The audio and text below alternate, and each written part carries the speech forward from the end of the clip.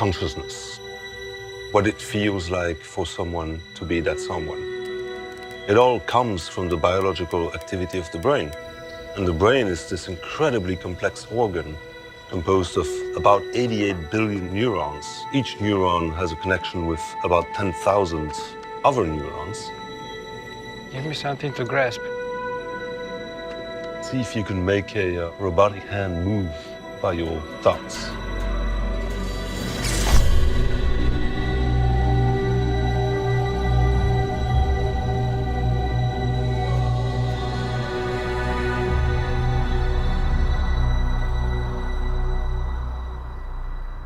My main research interest is consciousness. It's the subjective experience we have of the world around us, of other people, of our own bodies. There's many different aspects that build up human consciousness.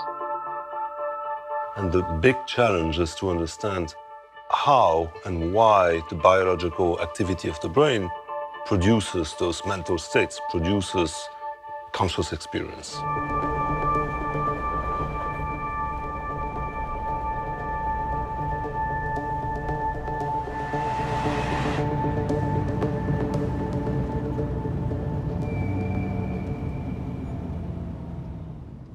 Hey. Hi, David. Nice to meet Nice to meet you. Yeah. So you're Davide. Yeah. Yeah. You know I'm a psychologist. Yeah, I know, but I don't know what you do to study, so I really have no idea. So I can imagine something like the Ghostbusters scene where you show me cards and I have to guess which one. Oh, don't worry. So this is our beautiful building, you see. It's better than mine. Is it?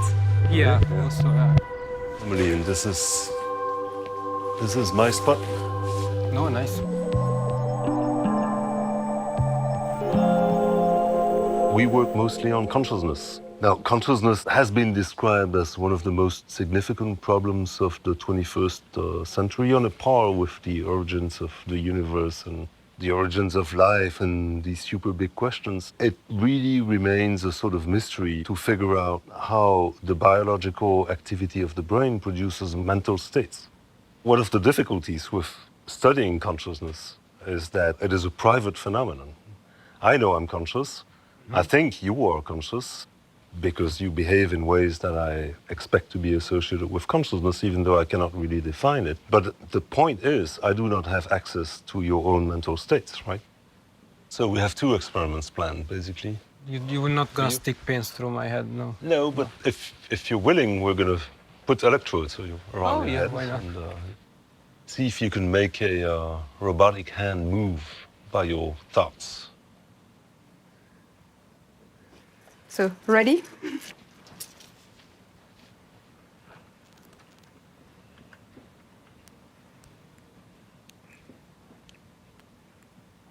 I always thought I would have donated my brain to science. What we're trying to do here is you're learning what thoughts to imagine so that the hand will move, what the distinction is between thinking that and thinking something else where it doesn't move, and so on and so forth. The crucial argument is that this is not built in. At some point in time during your development, your brain has to learn how to interact with your body. Agency is part of what it means to be conscious. Each 3 seconds, you will see a red arrow pointing to the right appearing on the screen. And when you see this red arrow, you have to imagine a movement. Given that this is a right robotic hand, it's better if you imagine a movement of the right hand.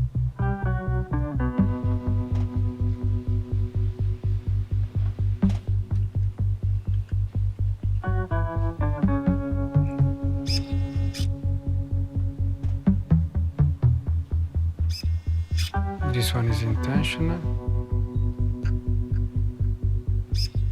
This one is intentional. This one not.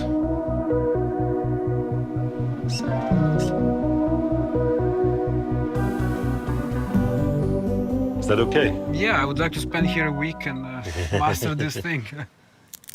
It's important in this context to remember that consciousness is not one thing, right? It's different kinds of mechanisms which together characterize the adult human mind, which we know is a conscious mind. You're trying to solve this problem, like how do I design the algorithm or, you know, the loop? It's creative, yes. And yeah, it's really creative. But, you know, I wake up at night thinking about it, and there's almost nothing else. You that can't I go wake to sleep if you have a Yeah, bug. exactly, exactly. So you're a nerd too. Whenever I was 100% nerd. I think this laboratory is doing really interesting things. I mean, it's going to very basic questions about what actually is the definition of consciousness, of self-awareness. I never knew that there was somebody tackling these questions from with a real experimental point of view. So this is far more experimental than I expected. I say, okay, these guys are psychologists, they're gonna talk all the time and that will be it. That's not the case. I mean, they have hardware, they perform measurements, they discuss data. So I think we're on the same page with Axel. I mean, really.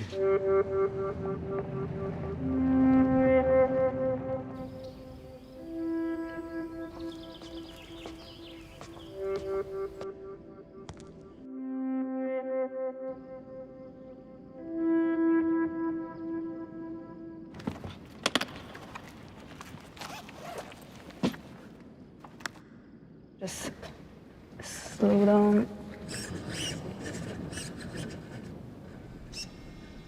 Put your hand here, below the table. Here. So this experiment is known as the rubber hand illusion. And in the rubber hand illusion, what happens is that you progressively incorporate a foreign object, in this case this robotic hand, into your own body schema. And the way it's set up is put a fake hand, in this case a robotic hand, in front of you in a position that's compatible with your body so that it could be your real hand.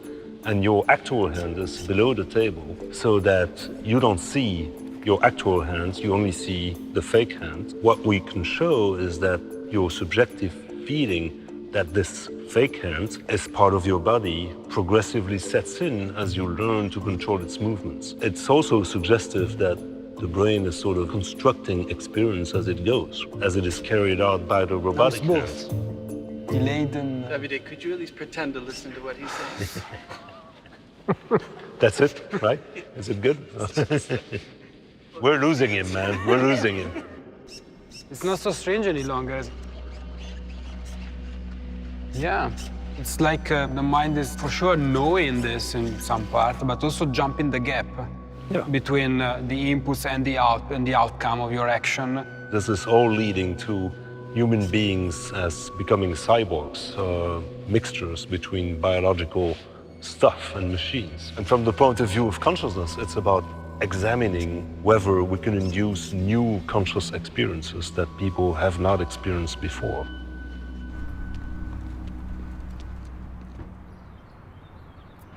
If you're an empirically oriented scientist like I am, you want to do experiments. And so the challenge is to figure out how we can explore our mental states from a scientific perspective.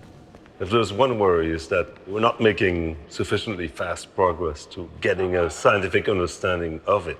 For a long while, consciousness was just a problem for philosophers that scientists wouldn't touch. And now that has changed. And for the past 25 years, there's been tremendous renewed interest in that problem as a scientific problem. But as it turns out, it's, you know, a lot more complicated than we thought. So people still feel that there's a key ingredient that's missing. That is what makes it so exciting to continue to work on. Of course, everybody's dream as a scientist is to make a big discovery, you know, and to truly advance the field. I don't think it's going to be me, I mean, you know, but there's something exciting about, as an individual, feeling connected to these really big issues. This is what we want to do. We want to try to solve the hardest problems. Why would we be here if not to do that?